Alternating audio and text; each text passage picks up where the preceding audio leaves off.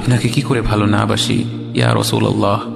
যখন আপনি আমাকে ভালোবেসেছেন সেই 1400 বছর আগে, যখন আপনি আমাকে মিস করতেন, আশা করতেন যেন আমার সাথে দেখা করতে পারেন, অথচ তখনও আমি জন্মই হইনি।